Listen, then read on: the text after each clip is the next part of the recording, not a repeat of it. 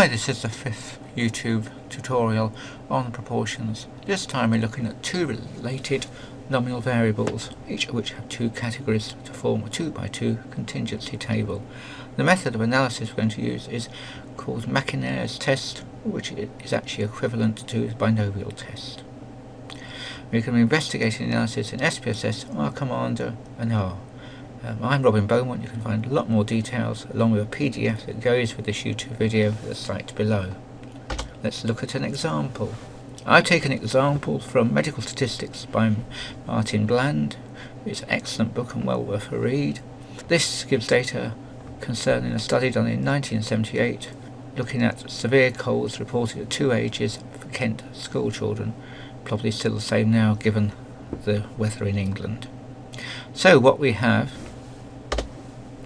are two nominal variables, but the important thing to realise is that they're not independent variables. They're related or dependent or paired or repeated. Each of those terms means slightly different things, but in this case we're talking about repeated measures. We have a measure when they're 12 and again when they're 14. And each measure has two categories. What we're really interested in is the change over time. So we've got at age 12, if they didn't report a severe cold, compared to when those that did report a severe cold age 14, and the other way around as well. Those that did report a severe cold at 12 but didn't report one at 14. So those two blue cells are the important values that we're looking at to see if they change. So if we add those two values together, we get 400, a nice easy number. And as I say, if there was no real change, we'd expect 200 in each of those blue cells rather than 256 and 144. We want to know if that difference from 200 is due to just random sampling or if it's actually something important. There is a real difference. Notice the p-value would only tell us if it was different in terms of probability.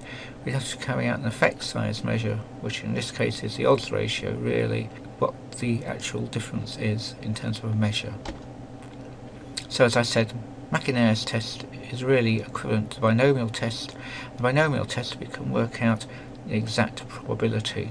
If you choose McNemar's test in most stats packages, it actually tries to approximate the chi-square distribution, which we know there's a problem there with small samples again.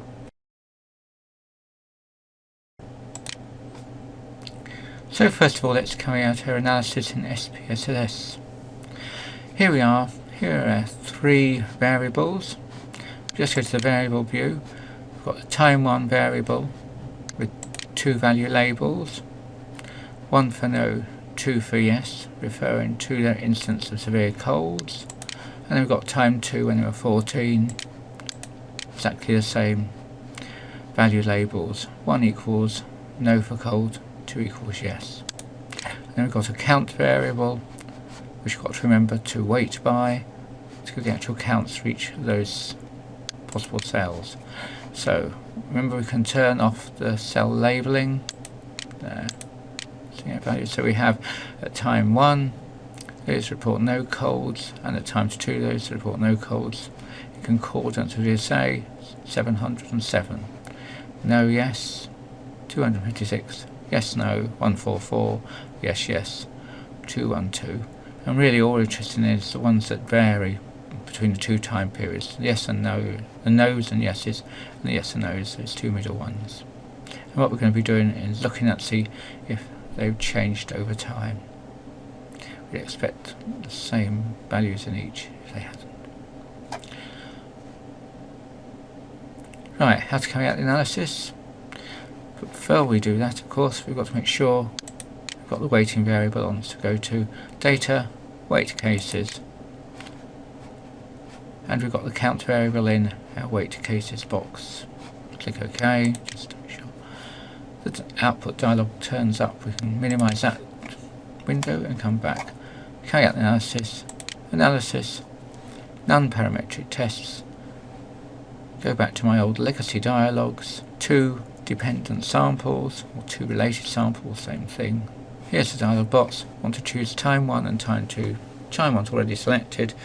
press the shift key and then click time 2, then they both go in. So that's our first pairing which we want.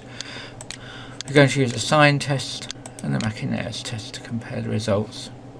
Go to the exact option, click on there, choose exact, continue,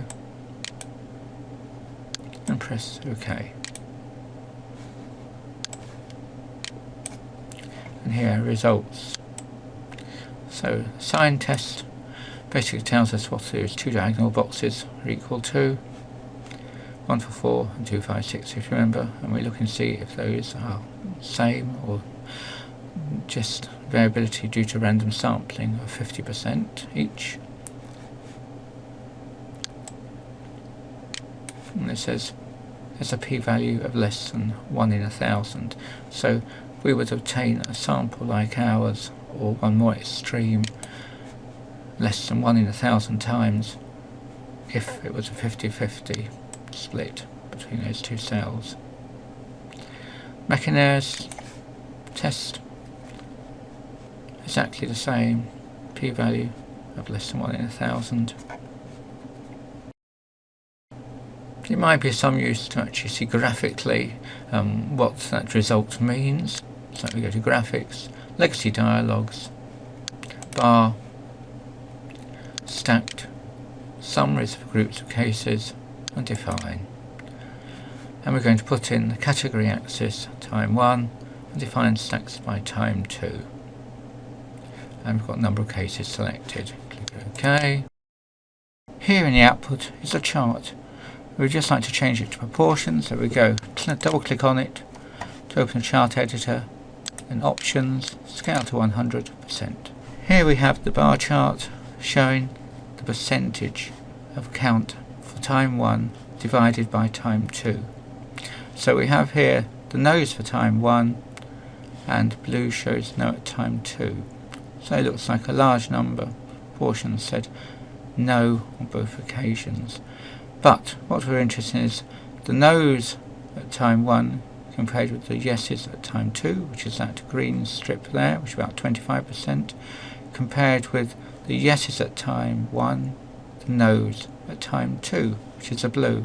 So we're interested in those two diagonal boxes, and are they the same? So you can see that it went up at about 10%, and that's why we get a p-value of less than 1 in 1,000. We're not likely to get that amount of change in a population where the proportion stays the same over the two time periods. Let's consider how we would carry out a McNemars test in R directly. The easiest way is to use the binomial test, which gives an exact probability value. So we've got binomial.test, then the value we're interested in, we could put either have diagonal values in, 1 for 4 or 2, 5, 6, and then the total number, and then the proportion which we're interested in, which is 0.5. Press return, and there's our results. We have a p-value there which we add 8 noughts onto, so it's 7 noughts after decimal place, then 2, 3, 1, 1, very, very small. And there's a 95% confidence interval, which we actually can convert quite easily to a odds ratio, but I'll mention that some other time. So you might want, if you're producing a report, to also produce the chi-square value, which is, remember, is only asymptotically equal to the distribution. To do that, we need to first of all enter the data. So we enter data. Here I've called it data quite simply, and I've created an array of 4 values, and I've said that the array consists of the dimensions 2 by 2, so it's like a contingency table. For McNemars test, there we have a very simple command, so mcnemar.test and then the data and return. There is the chi-square value if you need it, the degrees of freedom, and the p-value. Notice that the p-value there, 2.2 to the minus 16, 2.3 to the minus 8, well, there's not much difference when you get to 16 decimal places or 8 decimal places, really, is there? McNemar's test automatically applies a correction. So if you don't want the correction, continuity correction, you say correct equals false, don't you? Well, we're not, and it has to be in all uppercase as it doesn't understand it. There. So you can see that's with, that's without, no difference. It's such a small value. Well, now we've completed our look at McNemar's test, which is equivalent to the sign test, if you remember, for the two diagonal values. We had two nominal variables, and they were related. In this instance they were repeated, but if you look in Bland's book and various other examples, you'll find that you can actually use them for related or paired samples as well. We had two categories in this instance, but you can extend it to more than two categories. The Wikipedia article on McNemar's test has a description of how to do this, and also Spss help. Bland's book also, that I mentioned earlier, has some details. If you want to do it in R, probably this person's website, Statistics for HCI Research, has a good example. Koji has some good pages on that website, explaining statistics very clearly.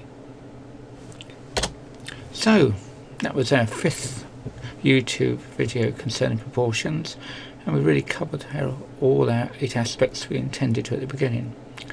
We've looked at nominal data, but we also looked at ordinal data and how it could be considered in the fashion of nominal data for various statistical purposes. It's really best to consider ordinal data as ordinal, but sometimes you don't. We looked first of all at a single proportion, if you remember.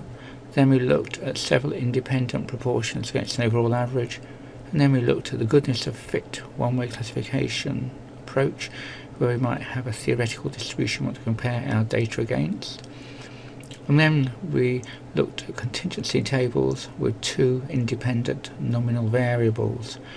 And with that we looked at residual analysis and association and bar and mosaic plots. I particularly like mosaic plots, so do try and get the hang of those. We considered the chi-square assumptions, the most important one being that we were looking at independent data. We only provide a value in one cell in the table.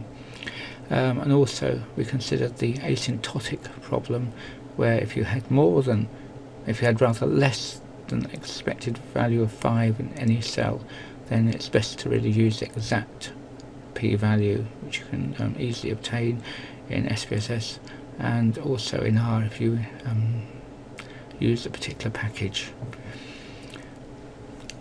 Finally, today we looked at paired data and McNemar's test. This is a very common situation in medical research, where before-after designs, and we also considered how you might extend this. I hope you found these YouTube videos useful. Do let me know. A lot more details, including PDF documents, multiple choice questions and what have you, on my website. Bye.